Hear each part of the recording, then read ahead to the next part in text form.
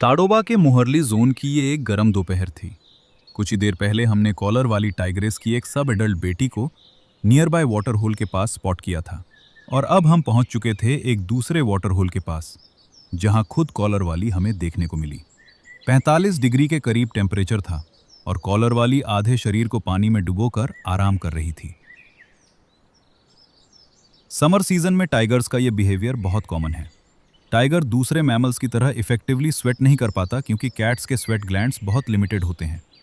इसी वजह से एक्सट्रीम हीट में वो dense shade, caves, bamboo patches या फिर वाटर होल्स का सहारा लेते हैं।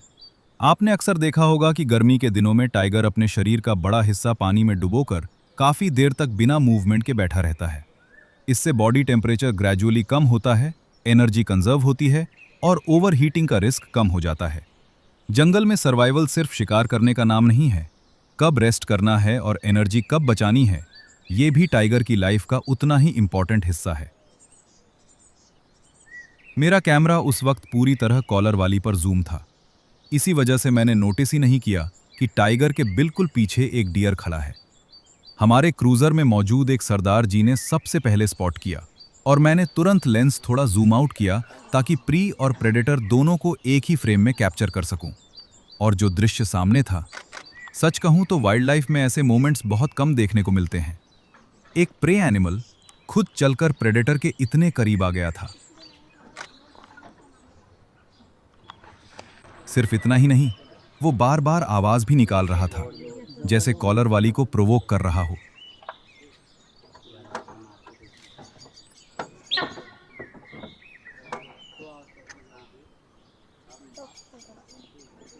नॉर्मली जंगल का रूल बहुत सिंपल होता है।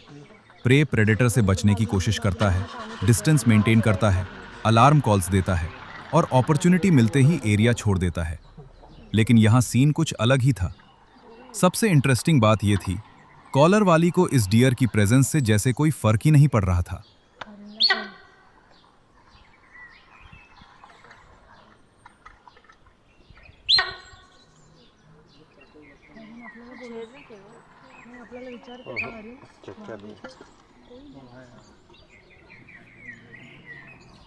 पाणी द्यायचं असं म्हणून थांबायचं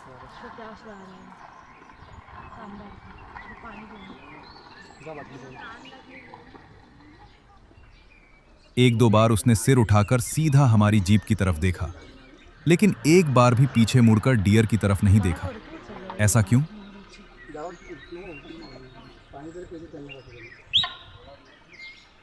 टाइगर एक ऑब्लिगेट कार्निवोर है, मतलब उसका पूरा डाइट मीट बेस्ड होता है। लेकिन हर बार प्रेडेटर प्रे को देखकर हंट करे, जरूरी नहीं।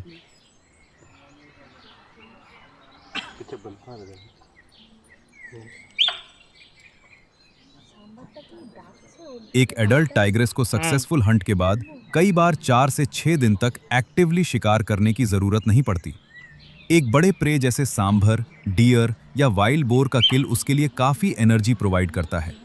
और अगर टाइगर रिसेंटली फीड कर चुका हो या बॉडी टेम्परेचर ऑलरेडी हीट की वजह से स्ट्रेस्ड हो, तो वो अननेसेसरी एनर्जी स्पेंड करना अवॉइड करता है।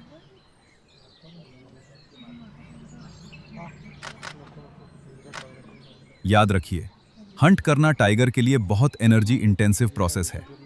कई बार 20 अटेम्प्ट्स में सिर्फ एक सक्सेसफुल हंट होता है। इसलिए टाइगर हर मूवमेंट कैलकुलेट करता है। और शायद आज कॉलर वाली का फोकस सिर्फ एक ही था, हीट से बचना और एनर्जी कंजर्व करना। इसीलिए डियर उसके इतने पास होने के बावजूद कॉलर वाली ने उसकी तरफ एक बार भी ध्यान नहीं दिया।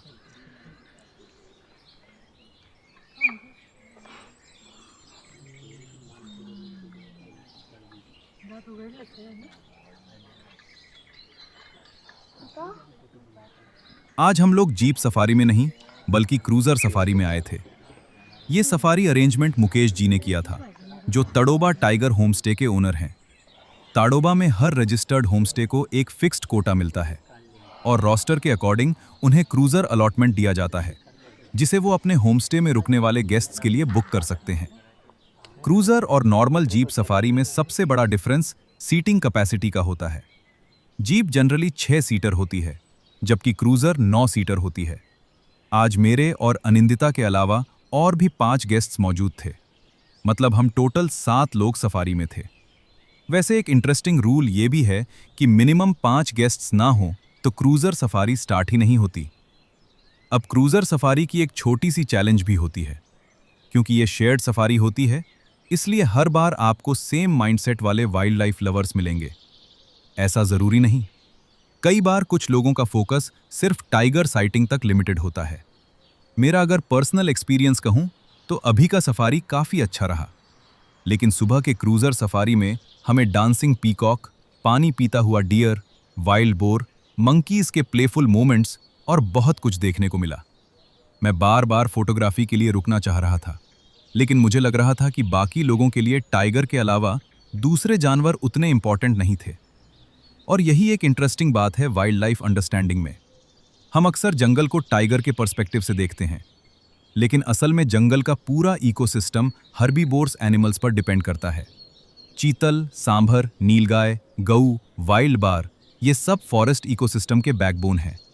ये वेजिटेशन कंट्रोल करते हैं, सीड्स डिस्पर्स करते हैं और सबसे इंपॉर्टेंट, यही प्रेडेटर्स के लिए फूड बेस क्रिएट करते हैं।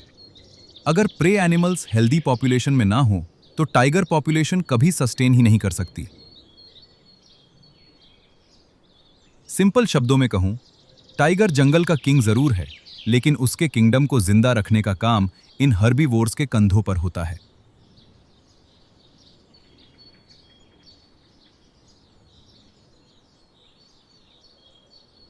कुछ देर बाद कॉलर वाली पूरी तरह रिलैक्स होकर सो गई।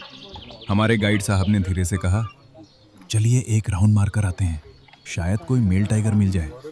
और जिस तरह से कॉलर वाली गहरी नींद में थी, हम समझ गए थे कि अब इसकी नींद जल्दी टूटने वाली नहीं है। मेल टाइगर तो हमें नहीं दिखा, लेकिन कॉलर वाली की दूसरी बेटी एक पेड़ के नीचे शेड में रेस्ट करती हुई जरूर नजर आई। कुछ देर बाद हम वापस कॉलर वाली के पास लौट कर आए और देखा कि अब वो पानी के दूसरे किनारे बैठी हुई थी और धीरे धीरे पानी पी रही थी।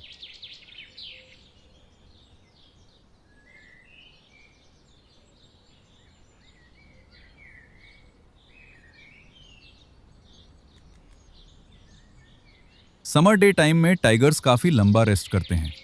दिन के सबसे गर्म आवर्स में उनका मेटाबॉलिज्म नेचुरली स्लो हो जाता है और अननेसेसरी मूवमेंट अवॉइड करते हैं। इसीलिए आफ्टरनून सफारी में कई बार टाइगर मिलता जरूर है, लेकिन एक्टिव मोड में कम ही दिखाई देता है।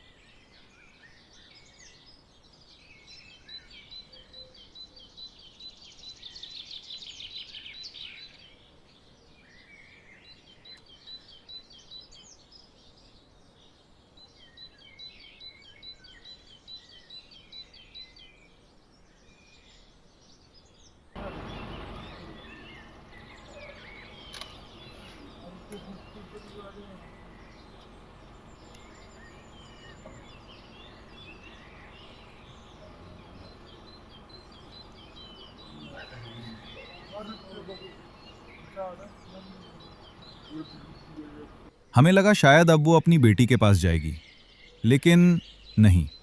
इसने कुछ देर इधर उधर देखा और फिर वापस आराम से लेटकर सो गई।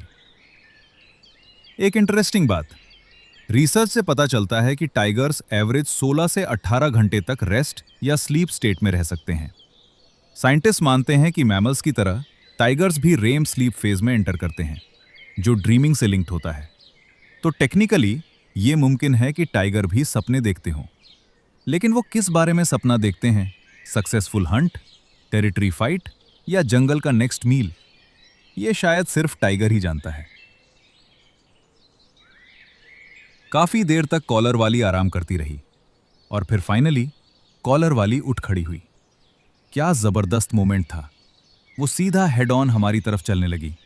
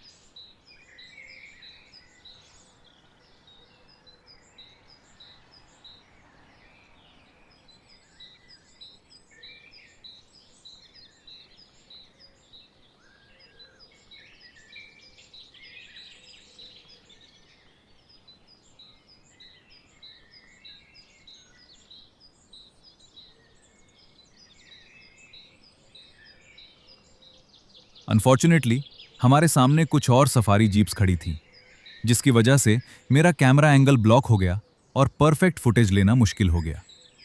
लेकिन अनिंदिता ने गोप्रो से काफी शानदार फुटेज रिकॉर्ड कर लिया।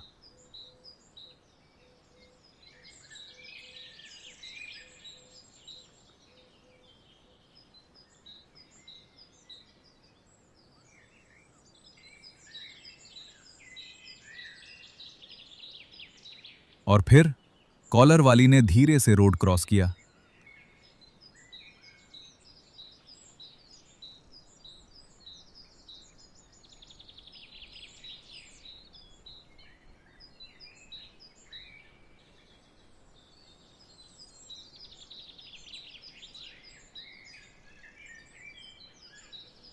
और झाड़ियों के तरफ घुसने लगी।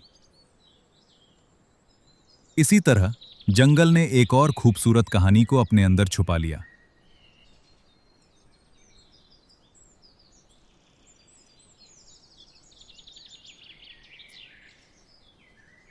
हम भी वहां से निकल पड़े, एक नए दिन, एक नई सफारी और एक नई जंगल कहानी के इंतजार में।